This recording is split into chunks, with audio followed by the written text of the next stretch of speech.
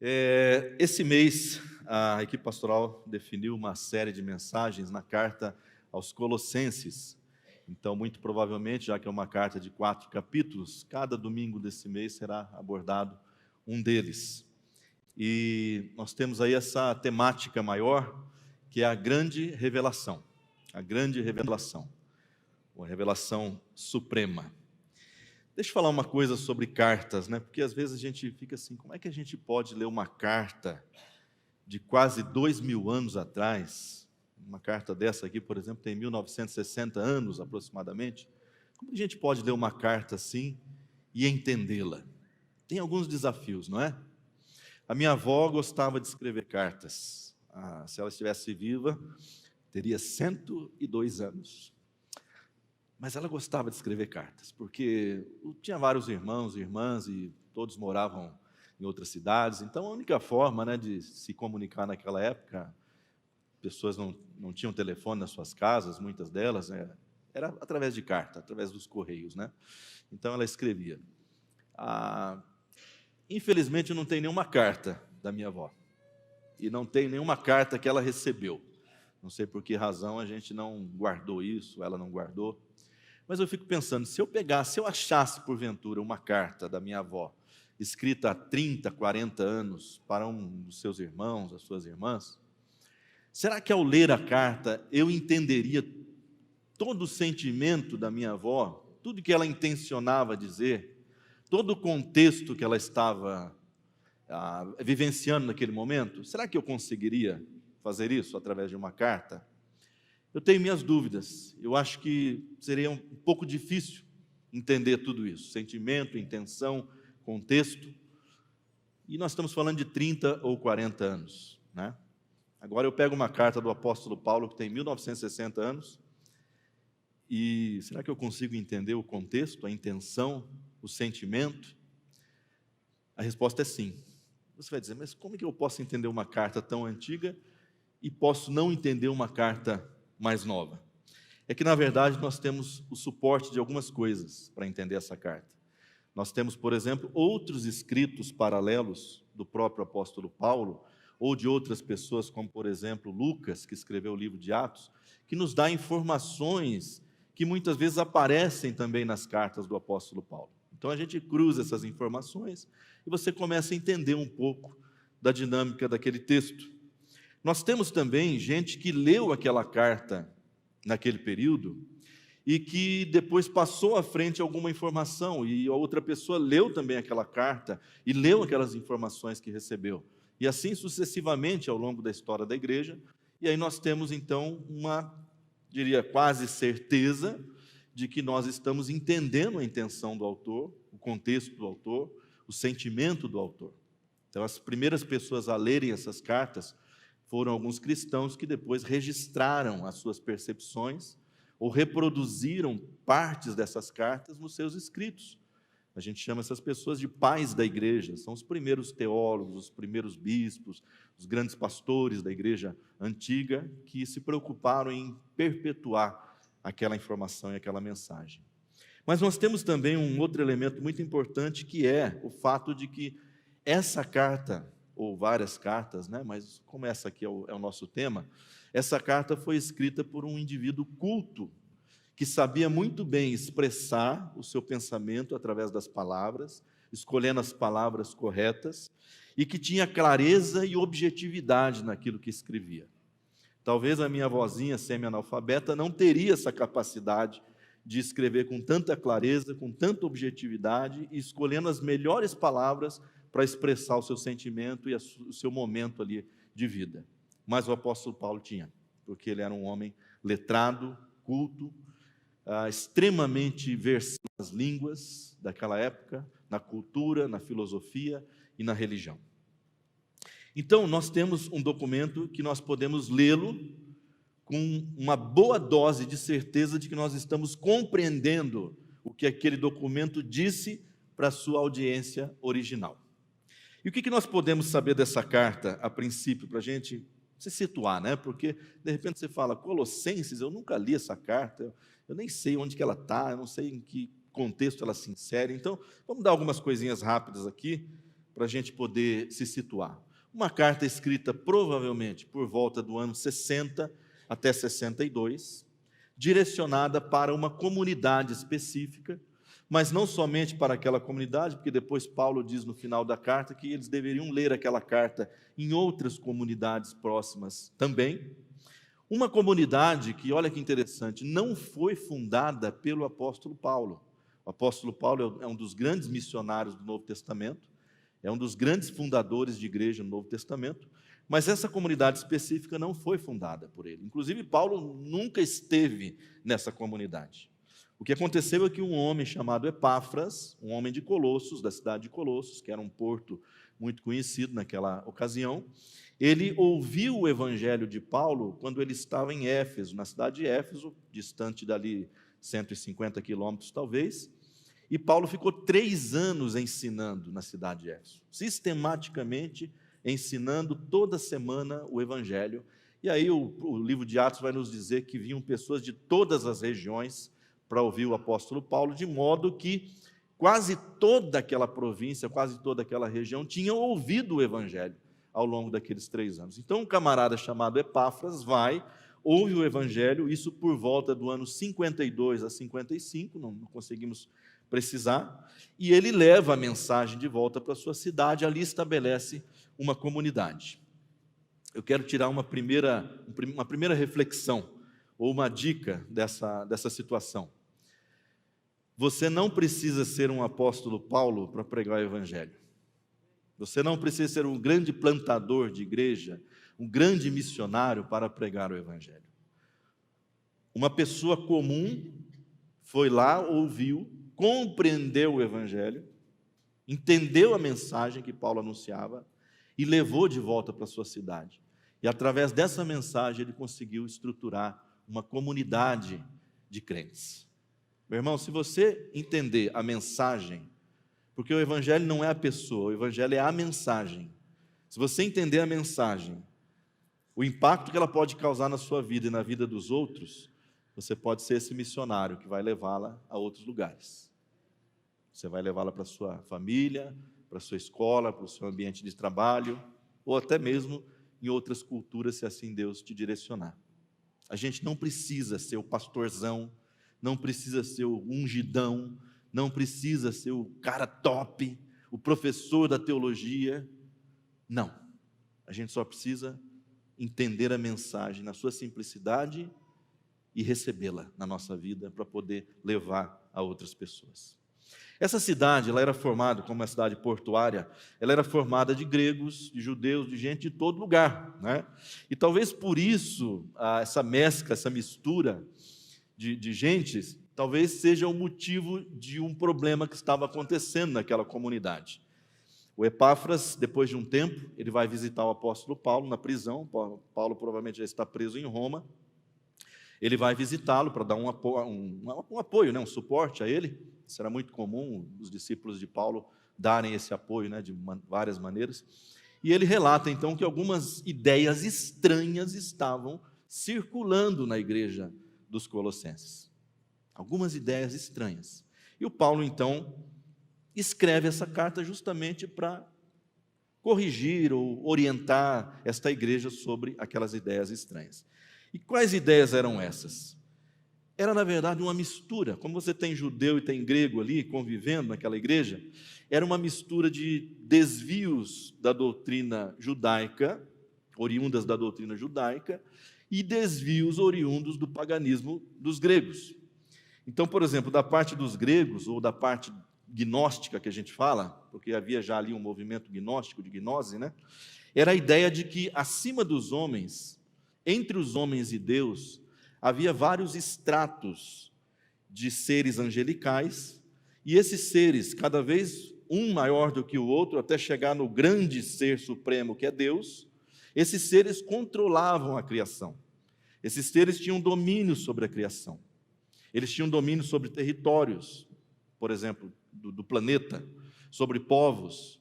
E era importante que você conhecesse esses seres por nome, por habilidades, e é daí onde vem toda a mitologia grega também, né? É importante que você conhecesse para que você pudesse se relacionar com eles e eles pudessem favorecer a sua vida, ou pelo menos não lhe causar nenhum infortúnio, ou pelo menos não lhe castigar por algo. Então era importante ter esse conhecimento. E como era uma escala de valores, de seres, né, desses demiurgos, era importante que você avançasse cada vez mais. Agora eu conheço aquele que está acima dos homens, mas depois eu vou conhecer aquele que está acima daquele que está acima dos homens. E assim vou subindo até chegar à divindade, porque a ideia básica é que a divindade suprema não pode se relacionar com a matéria, não pode se relacionar com os seres humanos diretamente. Ele precisa de estratos, ele precisa de escalões, melhor dizendo. Então essa era a ideia que estava circulando lá. Da parte judaica, da parte do judaísmo, era uma ênfase muito exagerada em rituais, em cerimonialismos, em estações especiais, dias especiais, circuncisão, questões alimentícias, né, dietéticas, você não pode comer isso, não pode comer aquilo, isso pode, aquilo não pode, etc. e tal. Então, o capítulo 2 depois vai tratar melhor dessas questões, porque aí ele entra falando especificamente dessas questões. Eu acho que a pessoa que vai pregar o capítulo 2, não sei se é o pastor Carlos, o pastor João, a pastora Marinês, eles vão ter oportunidade de mostrar como que tanto as tendências gnósticas como as tendências judaicas, elas estão presentes ainda hoje na igreja e na sociedade. Essa ideia de que eu preciso de um conhecimento elevado para manipular as forças que estão acima de mim, ou de que eu preciso me submeter a rituais, a legalismos e etc. Por exemplo, a astrologia é uma ideia muito vinculada a esse pensamento gnóstico, de que eu preciso conhecer como que os astros se movimentam e de como eles determinam a minha vida para que eu possa, pelo menos, me precaver daquilo que os astros estão planejando para mim. Então, essa é uma ideia completamente fundada numa religiosidade pagã. E para você saber o que não é uma religiosidade pagã, para você entender, melhor dizendo, o que é uma fé cristã, genuinamente cristã, você precisa entender que fora dessa fé, as outras pessoas creem, acreditam, julgam que elas conseguem manipular o divino, que elas conseguem ter alguma influência sobre o divino, seja conhecendo, seja oferecendo sacrifícios, seja atendendo algumas demandas que o divino pede, o que os divinos, né? Porque na verdade são muitos. Então, você consegue identificar uma religiosidade pagã a partir desse princípio, o princípio da manipulação, de que o fiel acha que ele pode manipular alguma coisa na esfera do divino. Então, essa carta aos Colossenses é uma carta para corrigir esses desvios, é uma carta para atender a essas questões através de uma exposição muito vigorosa, muito forte, da verdade central sobre a pessoa de Cristo. E como que essa verdade sobre a pessoa de Cristo tem implicação sobre a nossa vida. Deixa eu dar fazer uma outra reflexão aqui, aproveitando esse ensejo. Não é preciso uma vida inteira para você se desviar da centralidade do Evangelho. Isso pode acontecer assim, rapidamente, quando você começa a dar ouvidos a ensinamentos distorcidos, a ensinamentos falsos.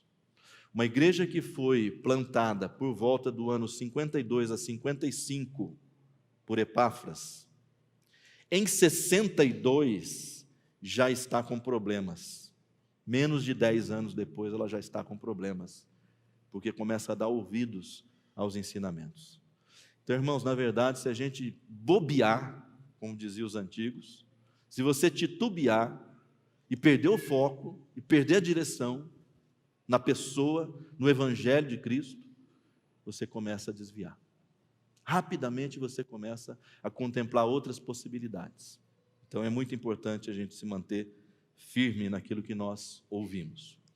Para a gente olhar essa carta, acho que fica interessante dividi-la em blocos, uma estrutura aqui do primeiro capítulo, porque não dá para ler todo o primeiro capítulo aqui com vocês, mas vamos dividir em blocos e a gente vai pensando algumas informações importantes. Então vamos fazer isso com 3 divisões, tá?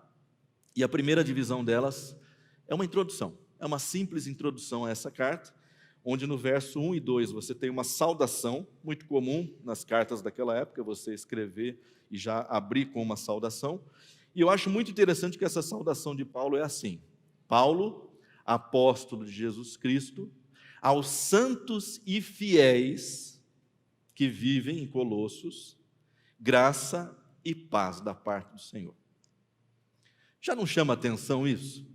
Ora, ele está escrevendo uma carta para corrigir desvios doutrinários, deturpações na fé, e ele abre a carta assim: Paulo, apóstolo de Cristo, aos santos e fiéis que vivem em Colosso, graça e paz da parte de Jesus Cristo. Eu acho isso muito legal, irmãos. Sabe por quê? Porque Paulo, mesmo sabendo que havia ensinamentos distorcidos, que havia problemas doutrinários e problemas perigosíssimos, inclusive, para afastar aquela igreja do foco, ele não deixa de tratar aquelas pessoas com cordialidade. Ele não deixa de tratá-las como irmãs em Cristo. Isso é muito importante. Parece uma coisa boba, irmão, ler uma saudação assim, mas é muito importante, porque aqui você começa a entender a maneira como Paulo enxerga as pessoas, apesar de elas não terem uma doutrina perfeita, uma doutrina, assim, irretocável. Ele enxerga essas pessoas como irmãs, porque não é por causa da doutrina delas, é por causa da experiência que elas tiveram com Cristo, e se tornaram participantes da vida de Cristo, e portanto se tornaram irmãs e irmãos em Cristo. Muito importante isso, irmãos.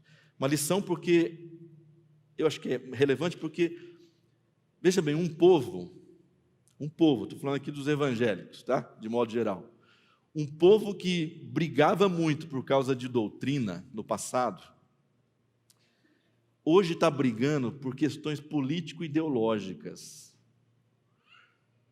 A gente já não consegue mais olhar o irmão que tem um outro posicionamento político-ideológico. A gente já qualifica aquele sujeito de herege, de perdido, de desviado, de filho de Satanás, filho do demônio. A gente não consegue mais enxergar que ele pode ter uma experiência com Cristo, pode ser habitado pelo Espírito Santo e, portanto, ele continua sendo seu irmão. É muito importante a gente prestar atenção nisso. O Paulo, diferentemente da gente, ele sabia que os falsos ensinos eram sim perigosos. Eram perigosos. A médio e longo prazo eles iriam destruir a igreja. Mas o Paulo consegue ver a identidade cristã daquelas pessoas ainda. Ele consegue entender que elas ainda são habitação do Espírito Santo de Deus, ainda que não tenham uma compreensão perfeita da doutrina. O nosso desafio hoje, irmãos, desafio muito grande, tá? Por sinal. O nosso desafio é ver os sinais do Espírito Santo naquelas pessoas que a gente acha que o Espírito Santo não habita, por causa das nossas ideias. É um grande desafio. Você se aproximar de alguém que pensa diferente, que tem algumas posturas talvez diferentes da sua, e você dizer: não, esse aí não tem o Espírito Santo, então eu vou tratá-lo como um pagão. Mas o nosso grande desafio é olhar sinais do Espírito Santo naquela vida. E eu digo que é um grande desafio, sim, porque as ideias atrapalham muitas vezes. As ideias atrapalham o coração, atrapalham os olhos espirituais, né? Quando nós encontramos, por exemplo, pessoas extremamente religiosas, em geral, a nossa atitude, sabe qual é? Repeli-las. Já prestou atenção nisso? Você encontra um pai de santo, você encontra um espírita, um católico, qualquer outra que seja, uma pessoa muito praticante da sua religião, às vezes a nossa tendência é repeli-las. Nós temos medo delas. Eu estava num evento recentemente que tinha todas essas categorias representadas. E um pastor do meu lado falou: senhora, que acabar, eu vou sair rapidinho, que eu não quero nem topar com esse povo. Eu fui lá e abracei todos eles, irmãos. Abracei todos eles. Porque quando eu vejo um religioso, sabe o que eu vejo? Eu não vejo só a mentira, o engano, a religiosidade. Eu vejo uma pessoa que está com fome, uma pessoa que está com sede. E quando você vê alguém que está com fome e com sede, é muito mais fácil você atender as necessidades dela do que alguém que não tem fome e não tem sede. Me assusta são as pessoas que não têm sede e fome de Deus, essas me assustam. Mas as que têm fome e que estão procurando, ainda na ignorância, sem conhecer o Evangelho de Cristo, para essas eu tenho um carinho até especial, porque elas estão em busca de algo, só não acharam ainda. E você vai se lembrar na sua própria experiência que um dia você esteve em busca de algo também, e você fez um punhado de coisa, você tinha uma bagagem de religiosidade muitas vezes, muito parecida com essas, mas os seus olhos foram abertos um dia você encontrou o que você estava procurando. Quando você encontrar alguém que é muito religioso, quem sabe você está encontrando alguém que está em busca incessante de algo, e você tem esse algo para dar a ela.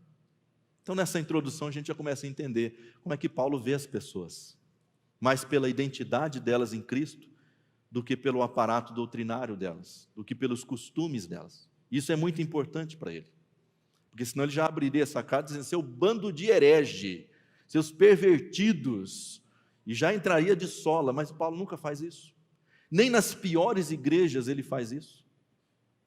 Na igreja de Corinto, por exemplo, uma igreja complicadíssima, ele começa: aos santos que vivem em Corinto. Você é mais que santo? Onde é que ele está vendo santo? Ele está vendo, porque ele olha a identidade em Cristo. A segunda divisão desse primeiro bloco é a ação de graças, no verso 3 a 8. Não vamos ler toda a parte, mas algumas expressões que chamam a atenção.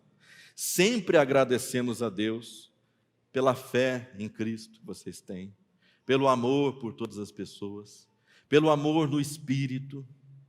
Olha só, Paulo está dizendo: eu agradeço a Deus por essas coisas que estão na vida de vocês. Novamente aqui nós vemos um reconhecimento dos acertos e das virtudes daquela igreja, e não necessariamente o problema dos erros. Você pode até dizer: Paulo está vendo o copo meio cheio, né? Em vez de ver ele meio vazio. Pode ser, de repente. Mas, ou de repente você pode pensar: não, Paulo está passando o pano. Ele começa passando o pano para depois descer o cacete neles. Não é. Você não vai ver encontrar Paulo descendo o cacete, descendo o reio na carta aos Colossenses. Ele já faz isso em outras cartas, mas é porque as situações exigiam mesmo uma severidade, né? Não está passando o pano. O que ele está fazendo é o seguinte, irmãos. Ele diz que esse agradecimento que ele faz pela fé, pelo amor, é diante de Deus que ele faz. É diante de Deus que ele faz, demonstrando que ele confia que Deus começou uma obra na vida daquelas pessoas e Deus vai continuar a obra na vida daquelas pessoas. Olha que mudança de paradigma, irmãos, porque uma coisa é assim: imagine, você está evangelizando uma pessoa, e faz tempo que você está evangelizando, orando por ela e tal, e de repente aquela pessoa faz um negócio que parece que piora a situação. Parece que ela, afunda mais ainda. E você fala: ai meu Deus do céu, você perde a esperança. O Paulo está dizendo: não, a perspectiva é outra. Eu estou agradecendo diante de Deus, porque essas pessoas têm fé, têm amor, têm misericórdia, têm comunhão. E diante de Deus eu estou agradecendo pela fé. Pela fé de que Ele está fazendo a obra na vida dessas pessoas, de que essa obra não vai parar, porque elas estão se desviando para cá ou para lá, mas Ele vai completar essa obra até o dia de Cristo Jesus. Ele até chega a falar isso em outra carta. A minha pergunta aqui é: você confia que Deus está trabalhando na vida daquelas pessoas que você está evangelizando? Ou quando a situação dela piora, você já abandona e fala: não, você já perdeu mesmo, não tem mais jeito. Não tem mais jeito. Me lembro de uma pessoa que disse para mim: eu estava evangelizando a pessoa, orando por ela, não sei o quê, de repente ela pega e vai e se torna adepta de candomblé. Abandonei. Mas, meu irmão, é agora que você tem que orar, né? É agora que você tem que interceder, é agora que você tem que estar perto. Você confia que Deus é que faz a obra? Porque senão dá a impressão que é a gente que faz a obra, não é? A impressão que eu acredito que sou eu mesmo que faço essa obra. Eu que evangelizo, eu que gero maturidade na vida da pessoa, eu que levo ela a crescer. Não, irmãos, a perspectiva é que Deus está fazendo, Deus está trabalhando. E aí, muito interessante, conectado a isso, você vê o terceiro bloco dessa introdução, que é do verso 9 a 14, quando ele ora pelos colossenses, quando ele faz uma oração. Então ele diz assim: não deixamos de orar por vocês e de pedir que sejam cheios do pleno conhecimento da vontade de Deus, com toda a sabedoria e entendimento espiritual. Aqui nós começamos a entender um pouco mais do apóstolo Paulo, desse pastor amoroso, sábio, prudente. Nós começamos a entender um pouco mais da cabeça e do coração dele. Irmãos, antes da correção, oração. Antes da correção, oração. O apóstolo Paulo está orando por essas pessoas. Está pedindo a Deus que ilumine, que traga entendimento, conhecimento. Você sabe que às vezes a gente, no afã de corrigir as pessoas, a gente já dá uma voadora no peito delas assim, né? Já viu isso? A gente não me conformo que essa pessoa está indo por esse caminho, não me conformo que ela está agindo assim. Eu já chego com os 2 pés no peito. Não. O Paulo está orando por eles. O Epáfras está orando por eles, como ele vai dizer um pouco mais adiante. Paulo vai corrigi-los, sim, mas não sem antes orar intensamente por aquelas pessoas e por aquela gente. E outra coisa, a atitude, a sabedoria, o jeito de lidar com a situação. Olha que interessante. Quando Paulo ora, ele está pedindo que Deus dê a eles mais do que eles estão buscando. Que coisa sábia. Paulo sabe que eles estão buscando. Paulo sabe que eles querem conhecimento. Ele sabe que eles enveredaram por aquelas doutrinas, especialmente as gnósticas, porque eles queriam conhecimento elevado. A palavrinha é gnosis. Gnosis. Mas o Paulo diz que quando ele ora, ele está pedindo a Deus que lhes dê epignosis, Silas. Opa, o que é isso? Os caras buscam gnoses. Paulo está dizendo, Senhor, dá para eles epignosis. O que é isso? É conhecimento pleno, é conhecimento profundo, é conhecimento experiencial. É um conhecimento que não está meramente aqui na cabeça, mas que engloba todo o seu ser, toda a sua vida. É um conhecimento, como ele vai dizer um pouco adiante na sua oração, que vai dar a eles comunhão profunda com Deus, que vai produzir frutos naquelas vidas e que vai fortalecer aquelas pessoas através de perseverança, através de alegria. Paulo está dizendo, eu sei que vocês querem gnose, mas eu estou pedindo epignose para vocês. Estou pedindo um negócio que é muito superior. Estou pedindo um negócio que nem se compara com aquilo que vocês estão buscando. E aí o Paulo já declara, em seguida dessa oração, onde, ou melhor, quem é a epignosis? Ele diz que Cristo é este conhecimento. Nos versos 12 a 14, aquele que nos resgatou do reino das trevas e nos transportou para o reino do Filho do seu amor, o reino da luz. Ele diz, é esse conhecimento profundo que vocês querem. É esse que eu tenho para entregar. É esse que eu peço por vocês. É esse que eu quero que vocês tenham. Fantástico, irmãos. Fantástico. Sabedoria, tino. Vocês usam essa palavra ainda? Não? Essa palavra da minha época. O tino, sensibilidade, né? Aí nós entramos no bloco 2. Desse primeiro capítulo, que vai dos versos 15 a 23, e de 15 a 20 nós temos uma coisa fantástica, que na verdade não é nem um texto, é um hino, é um poema que Paulo escreve aqui, e esse eu quero ler com vocês na íntegra, do verso 15 a 20, onde ele diz assim, Ele é a imagem do Deus invisível, o primogênito de toda a criação, pois nele foram criadas todas as coisas, nos céus e na terra, as visíveis e as invisíveis, sejam tronos ou soberanias, poderes ou autoridades, todas as coisas foram criadas por Ele e para Ele. Ele é antes de todas as coisas, segunda estrofe do hino. Ele é antes de todas as coisas e nele tudo subsiste. Ele é a cabeça do corpo, que é a igreja, é o princípio e o primogênito dentre os mortos, para que em tudo tenha supremacia, pois foi do agrado de Deus que nele habitasse toda a plenitude e por meio dele reconciliasse consigo todas as coisas, tanto as que estão no céu como as que estão na terra, estabelecendo a paz pelo seu sangue derramado na cruz. Os estudiosos concordam que esse trecho, de 15 a 20, é um hino, ou, na pior das hipóteses, um poema. Mas a maioria deles diz que esse provavelmente era um hino litúrgico que as igrejas cantavam naquela época. A gente não tem a melodia, porque a notação musical só foi inventada em tempos modernos, né? Mas muito provavelmente um hino que eles entoavam a Cristo nas suas reuniões, nas suas comunidades. Alguns acham que é um poema, mas de qualquer forma é de uma beleza muito grande, irmãos. É de uma riqueza muito grande sobre a pessoa de Cristo, sobre quem Ele é. Agora a pergunta que eu faço aqui é a seguinte: por que Paulo apela para um hino para corrigir um problema doutrinário? Não seria melhor uma exposição lógica? Não seria melhor uma estrutura assim, explicando ponto a ponto? Por que ele recorre a um hino para corrigir um problema doutrinário? E talvez a resposta esteja novamente no fato de que Paulo é uma pessoa sensível. Paulo tem uma compreensão profunda sobre a natureza humana.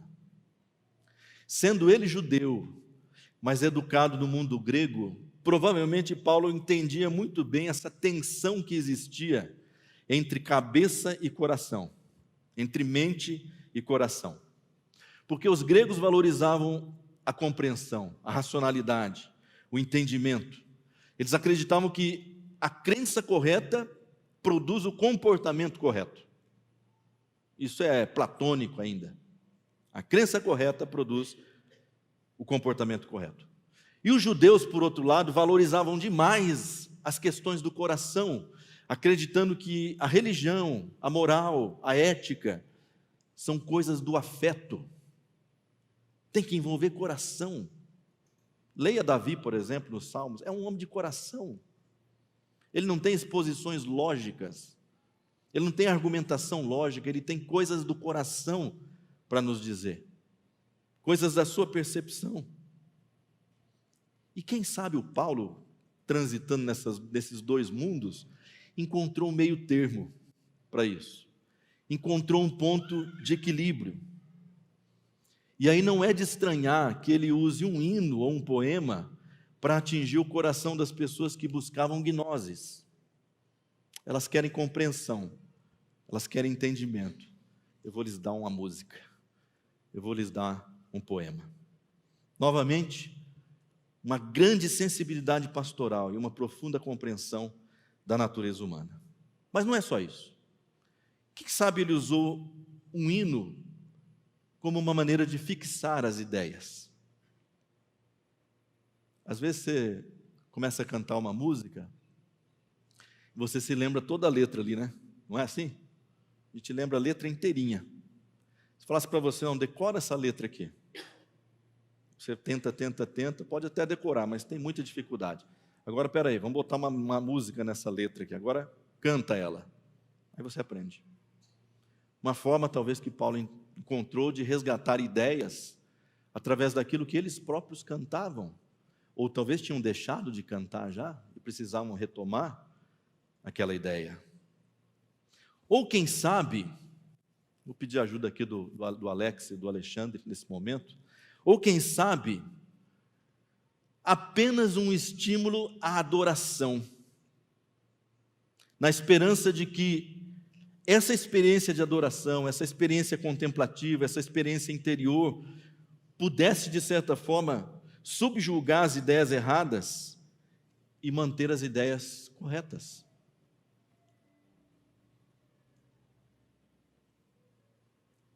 Irmãos, às vezes, a gente tem que apelar para a arte.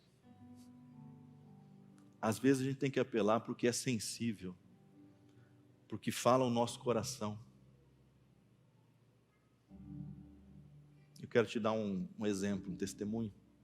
Lá no início da caminhada cristã, 30 e tantos anos atrás, a gente assim, com muito desejo de agradar a Deus, mas tinha hora que pisava na bola, errava, fracassava.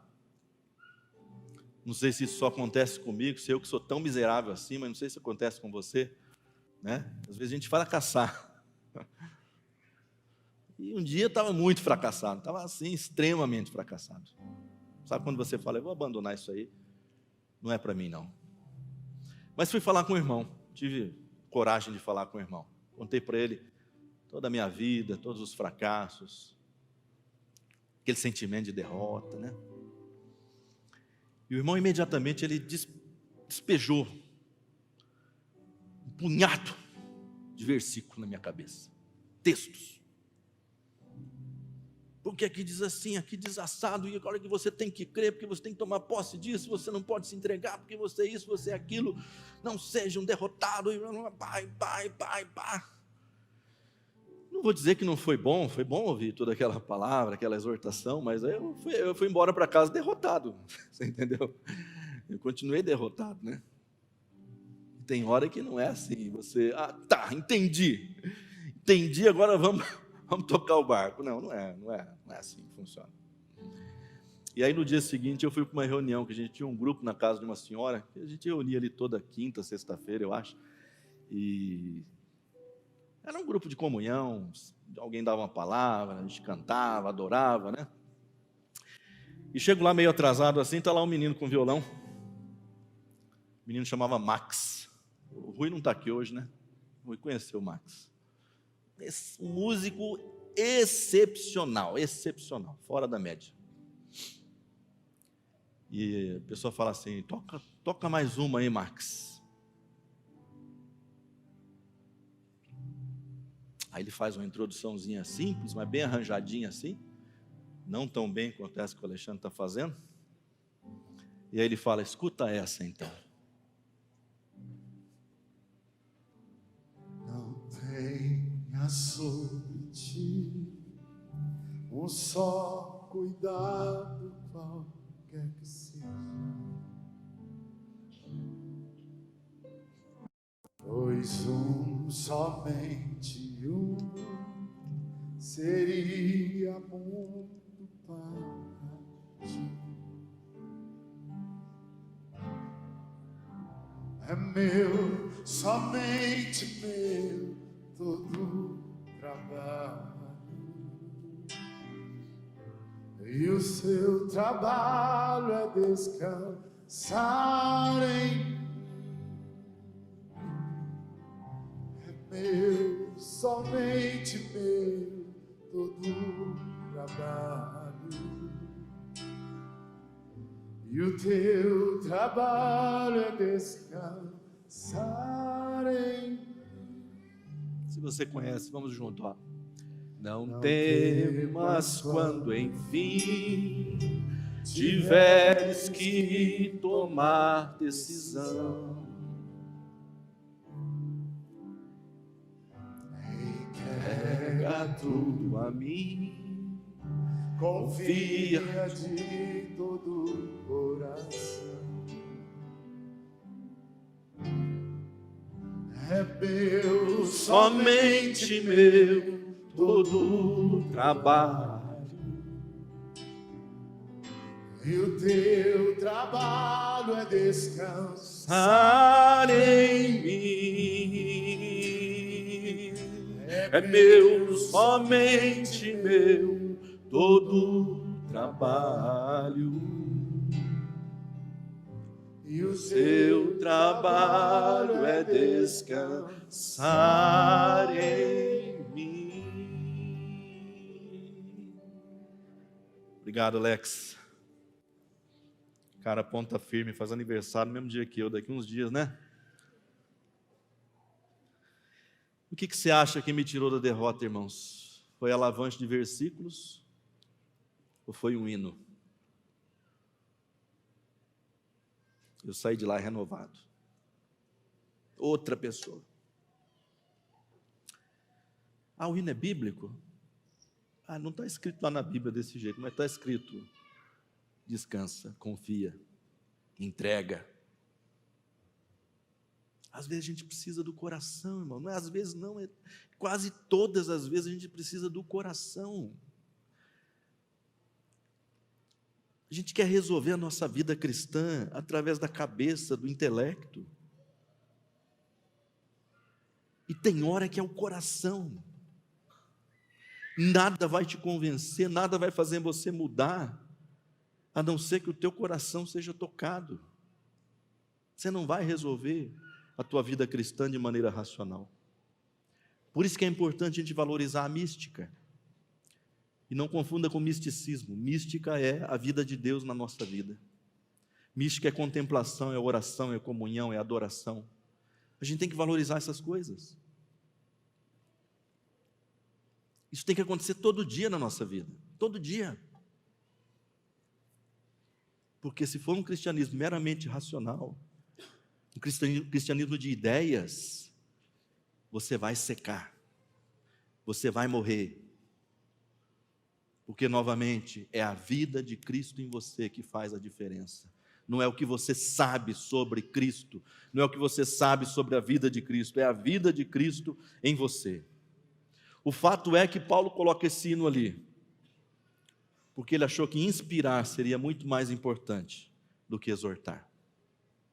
Porque ele achou que dar seria muito mais importante do que retirar. Você já experimentou tirar um osso da boca de um cachorro? Já experimentou? Se for um cachorro bravo, você não vai conseguir. Você não vai tirar. Mas se você oferecer algo a ele que é melhor do que o osso, ele deixa o osso e pega isso que você está oferecendo. E Paulo entendeu: eu vou dar algo mais precioso, algo mais elevado do que eles buscam, em vez de ficar tentando simplesmente tirar. Então, através dessa linguagem poética, ele começa a desferir alguns golpes nas ideias errôneas.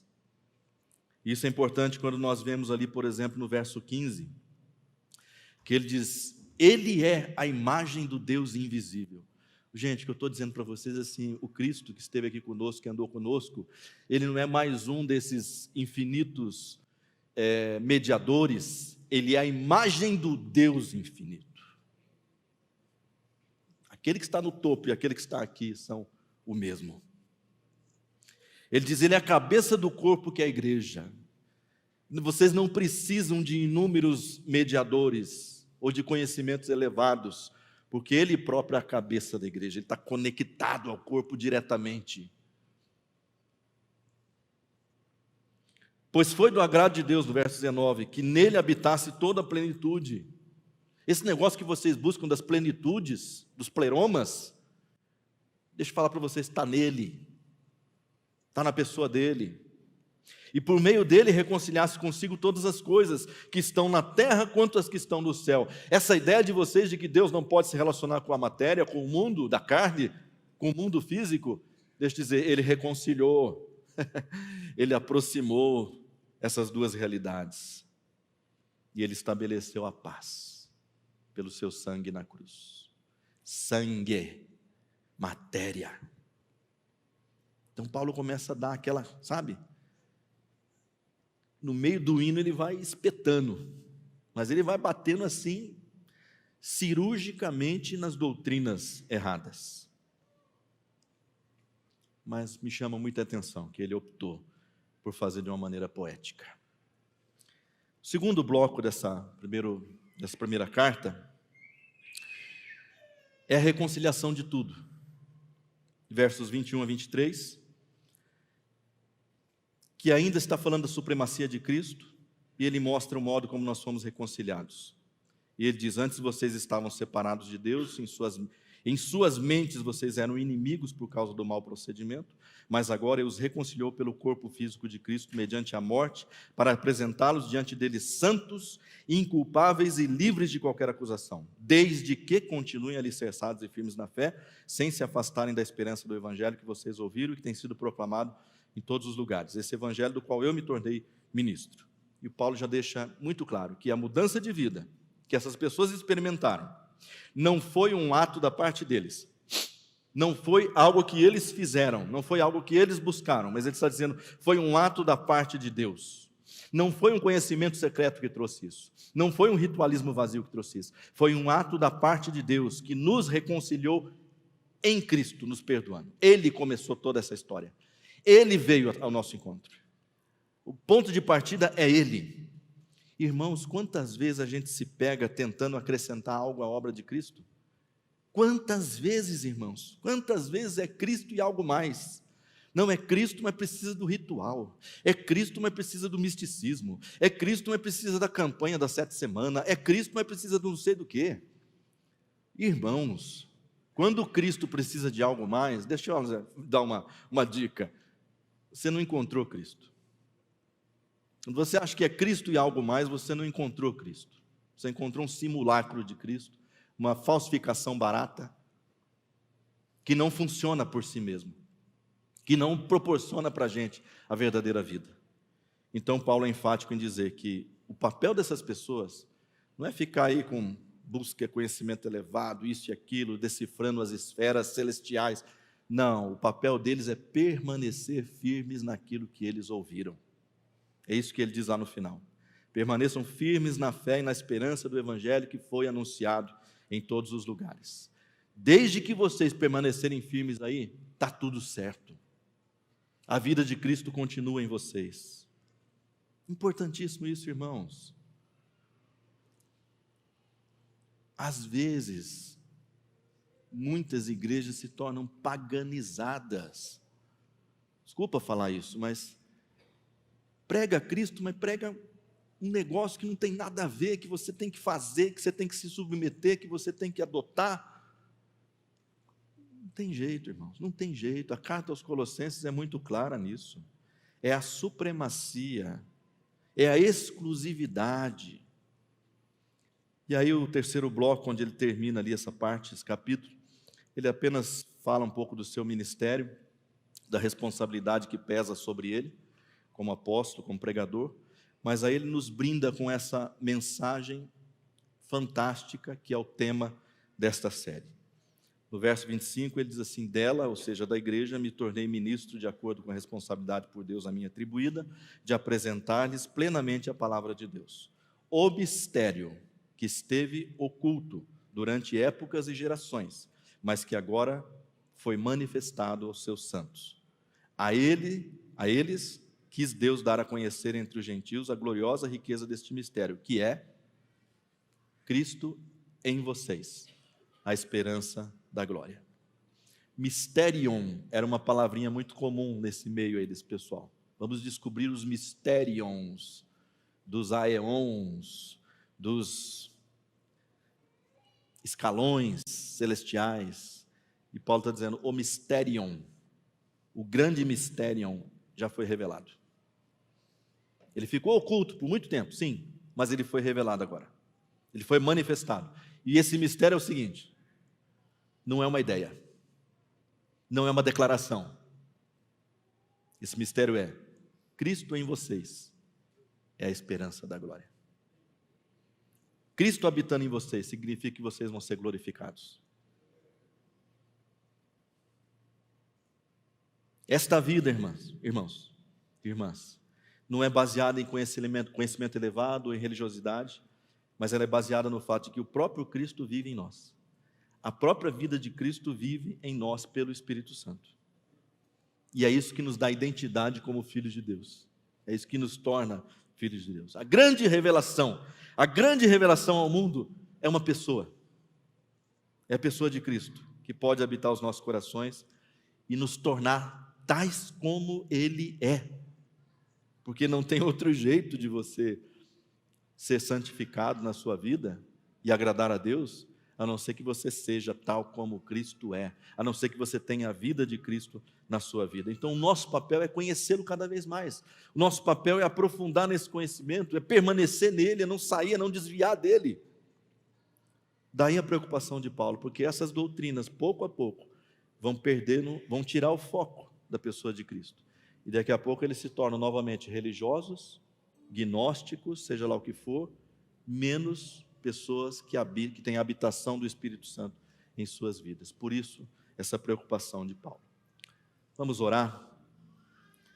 Eu queria orar por você, por uma vida comprometida com Cristo e mais nada, por um conhecimento que não é meramente intelectual, apesar que o conhecimento intelectual é importante, sim, mas uma vida, um conhecimento que seja cordial, do coração, pelo fluir da vida de Cristo em nós, através do Espírito Santo. Ore comigo, Senhor. Nós te agradecemos pela Tua palavra, Senhor, porque ela nos devolve a centralidade do Teu Evangelho, Senhor. Nos devolve a centralidade da vida de Cristo em nós. Ó Pai, abra o nosso entendimento espiritual, Senhor.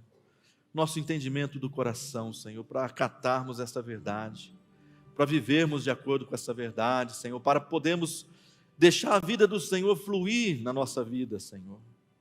Não queremos ser religiosos, meramente conhecedores das coisas celestiais, mas nós queremos conhecer a pessoa de Cristo todos os dias, de maneira íntima, de maneira profunda.